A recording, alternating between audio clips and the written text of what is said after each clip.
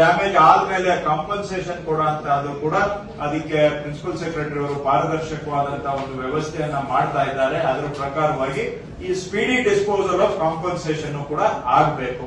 So that of course goes without saying, because compensation ಕೊಡೋದು ನಮ್ಮ ಕರ್ತವ್ಯ. ಆದ್ರೆ ಹೆಚ್ಚಿನ ಡ್ಯಾಮೇಜ್ ಆಗ್ಬೋದು, ತಡೆಗಟ್ಟುವಂತದ್ರ ಕಡೆಗೆ ಆದ್ಯತೆ ಕೊಡಬೇಕು. ಇನ್ನು ನಮ್ಮ ಕೋರ್ ರೆವಿನ್ಯೂ ಆಕ್ಟಿವಿಟಿ ಕಡೆಗೆ ಬರೋದಾದ್ರೆ, ಕಳೆದ 1 ವರ್ಷದಿಂದ ಸಾಕಷ್ಟು ನಾವು ಬದಲಾವಣೆಗಳನ್ನ ತಗೊಂಡು ಬಂದಿದ್ದೇವೆ.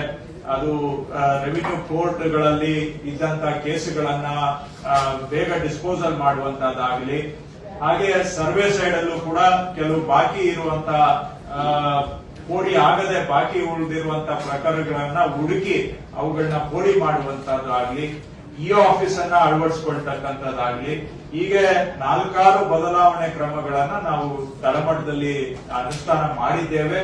3 ತಿಂಗಳಿಂದ ಚುನಾವಣೆ ಇದ್ದಿದ್ರಿಂದ ಅವೆಲ್ಲ ಸ್ವಲ್ಪ ನಿಮ್ದೆಲ್ಲರದು ಚುನಾವಣೆಯಲ್ಲಿ ಇನ್ವಾಲ್ವ್ ಆಗಿದ್ರಿಂದ ಸ್ವಲ್ಪ ಸ್ಲೋ ಡೌನ್ ಆಗುವಂತದ್ದು ಸ್ವಾಭಾವಿಕ. ಚುನಾವಣೆ ಮಧ್ಯನೂ ಕೂಡ ಪ್ರಿನ್ಸಿಪಲ್ ಸೆಕ್ರೆಟರಿ ಅವರು, ಕಮಿಷನರ್ ಅವರು ನಿಮ್ ಜೊತೆ ವಿಸಿಗಳನ್ನ ಮಾಡಿ ಅವರು ಸ್ಪೀಡ್ ಅಪ್ ಮಾಡುವಂತಹದ್ದು ಮಾಡಿದ್ದಾರೆ. ಸ್ವಲ್ಪ ಸ್ಪೀಡ್ ರಿಕವರಿನೂ ಆಗಿದೆ. ಆದ್ರೆ ವಾಪಸ್ ನಾವು ಮೊದಲು ಯಾವ ಸ್ಪೀಡ್ ಅಲ್ಲಿ ಇದ್ವಿ, ಈಗ ಅದಕ್ಕಿಂತ ಹೆಚ್ಚಿನ ಸ್ಪೀಡ್ ಅಲ್ಲಿ ಹೋಗ್ಬೇಕಾಗತ್ತೆ. ಅದರ ಜೊತೆಗೆ ನಾವು ಚುನಾವಣೆಗೆ ಮೊದಲು ಈ ಲ್ಯಾಂಡ್ ಬೀಟ್ ಪ್ರೋಗ್ರಾಮ್ ಅನ್ನ ಆರಂಭ ಮಾಡಿದ್ದೇವೆ. ಸೊ ಸರ್ಕಾರಿ ಜಾಗಗಳನ್ನ ಸಂರಕ್ಷಣೆ ಮಾಡಬೇಕು ಅನ್ನೋದು ಮುಖ್ಯಮಂತ್ರಿಗಳ ಸ್ಪಷ್ಟ ಸೂಚನೆ.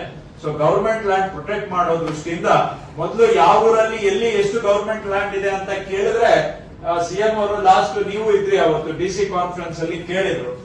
ಎಲ್ಲಾರು ಅಲ್ಲಿದೆ ಸರ್, ಇಲ್ಲಿದೆ ಭೂಮಿ ಅಲ್ಲಿದೆ ಅಂತ ಹೇಳ್ತೇವೆ. ಆದ್ರೆ ಇವತ್ತು ನಮ್ಮ ಹತ್ರ ಫಿಂಗರ್ ಟಿಪ್ಸ್ ಅಲ್ಲಿ 14.5 lakh ಗವರ್ಮೆಂಟ್ ಪ್ರಾಪರ್ಟೀಸ್, ಕಂದಾಯ ಇಲಾಖೆ ಪ್ಲಸ್ ಸ್ಮಶಾನ ಪ್ಲಸ್ ಕೆರೆ, 14.5 lakh ಪ್ರಾಪರ್ಟೀಸ್ ಏನಿದೆ, village wise GPS location wise ನಿಮ್ಮ ಫಿಂಗರ್ ಟಿಪ್ಸ್ ಅಲ್ಲಿ ಇದೆ.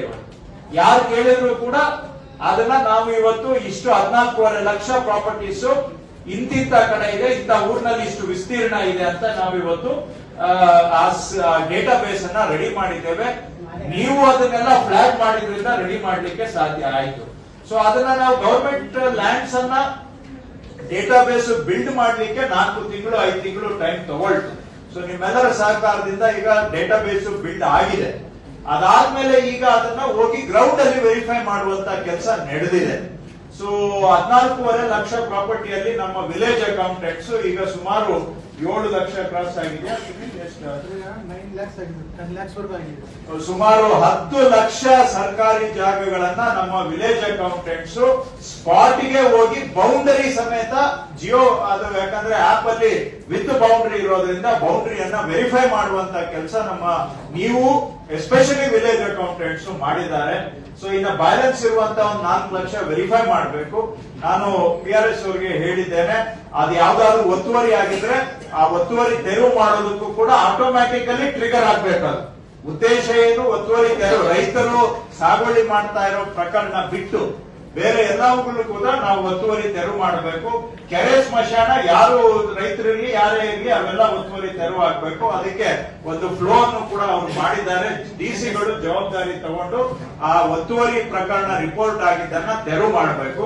ಮತ್ತೆ 3-4 ತಿಂಗಳಿಗೊಮ್ಮೆ ವಿಲೇಜ್ ಅಕೌಂಟೆನ್ಸಿ ಜಾಗಗಳಿಗೆ ಭೇಟಿ ಮಾಡ್ತಾನೆ ಇರಬೇಕು. ಯಾಕಂದ್ರೆ ಒನ್ ಟೈಮ್ ಅಲ್ಲ ಇದು.